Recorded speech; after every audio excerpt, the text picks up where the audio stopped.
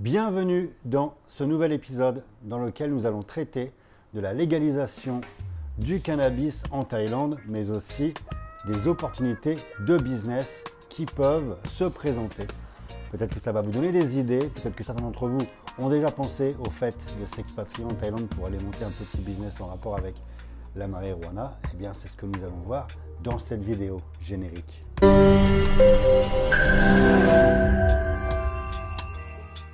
Alors n'hésitez pas à vous abonner et puis à liker cette vidéo.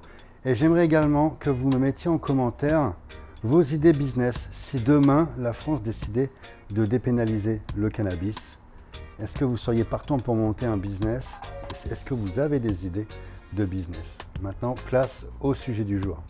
Alors depuis la dépénalisation de la culture et de la vente de cannabis en Thaïlande, la marijuana est de plus en plus populaire dans de nombreuses villes thaïlandaises. Cependant, les vendeurs sont inquiets que le gouvernement puisse revenir sur cette décision. La loi actuelle, elle est incertaine, il y a de nombreuses zones grises, donc on s'attend certainement à un changement ou à une évolution. La Thaïlande a légalisé la culture et la consommation de la marijuana dans les aliments et les boissons le 9 juin 2022 et c'est une première en Asie et en Thaïlande. La Thaïlande, c'est le premier pays d'Asie à le faire.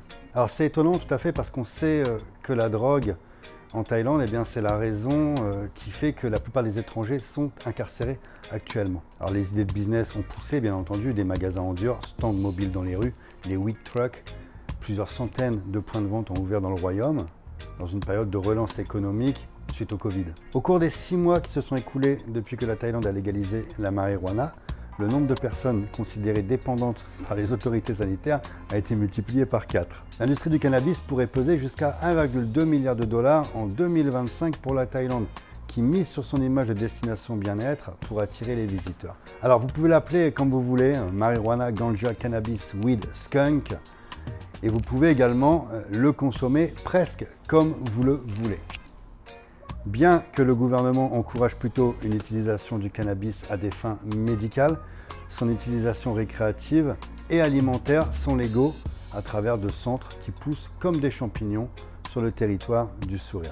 Si vous vous rendez sur le site Bangkok Post, il y a plusieurs articles dédiés à guider le consommateur et même à utiliser une carte interactive nommée iThailand qui vous indique géographiquement tous les endroits où vous pouvez en consommer. Alors, tout ça, bien entendu, ça va amener de nouvelles opportunités d'affaires avec la marijuana en Thaïlande. Mais quels sont les business possibles? Alors aujourd'hui, nombreux sont les créneaux pour en tirer un bon business qui a de tout temps trouvé une clientèle assurée, vous vous en doutez. Il y a les bars attitrés avec licence. On peut dorénavant, en Thaïlande, s'y asseoir et fumer son joint vendu sur place. Il y a également les vendeurs de rue, des milliers de petits vendeurs avec licence qui occupent désormais les rues en Thaïlande. Dans les restaurants, vous avez désormais des plats et puis des boissons qui incluent du cannabis, avec un maximum de 0,2% de THC. Il y a les exportateurs qui se sont rués pour demander une licence, vous vous doutez bien, les cliniques qui font des traitements au cannabis, et puis il y a les produits de soins, beauté, etc.